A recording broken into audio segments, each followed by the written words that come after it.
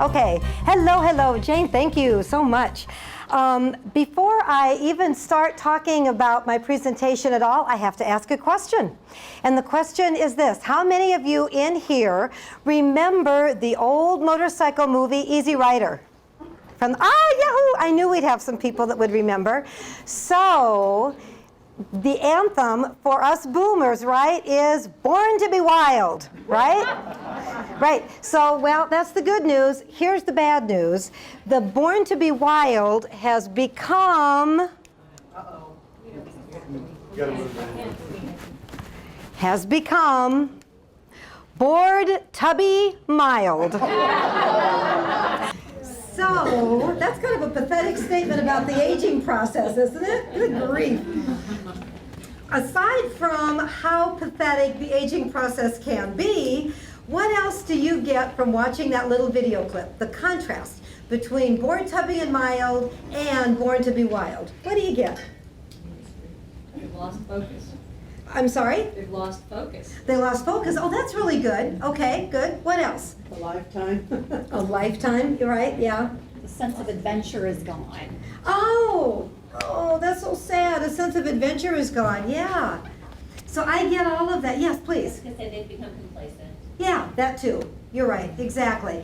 And so here's what I get, because I am an aging boomer. What I get is that we really do, we meaning us boomers, really do see ourselves as the original rebels, don't we?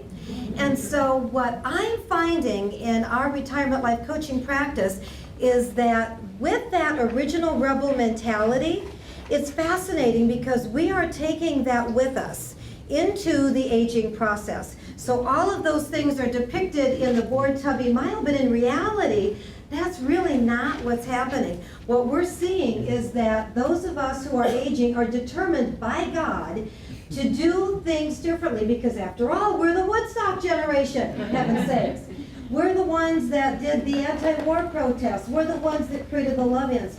And so out of that comes this brush with, or this mentality about pushing against unconventionalities.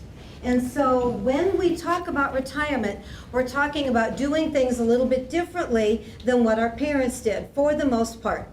So in our retirement practice, we use an age-old transition model that all of us who have ever been in any life transition have experienced. So William Bridges created this for us a long time ago.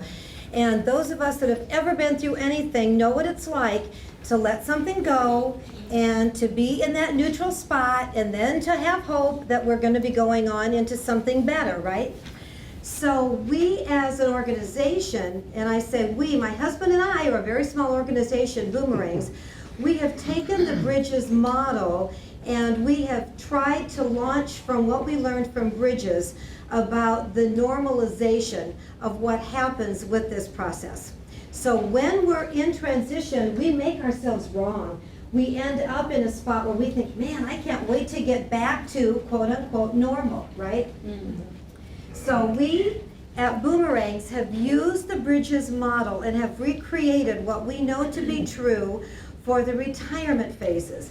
And now mind you, retirement is not, I'm going to rest on my laurels. Not anymore. That's what's cool about this.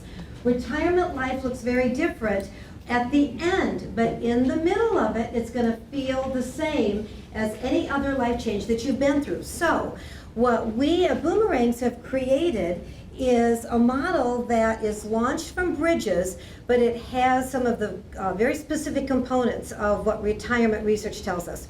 So the very first part of it is breaking from that career or whatever it is that you've been doing for 20, 25, 30 years. And when you break from that, there are lots of characteristics that go with that we'll talk about in a minute. But you end up in that middle part to take a productive pause. So we're going to talk about the characteristics of that also. But there are certain pieces about that those of us who are at a stage where we want to fight growing older, it is uncomfortable to be in that productive pause stage. So we're going to talk about what's that look like. And then the very last of this is making a fresh start.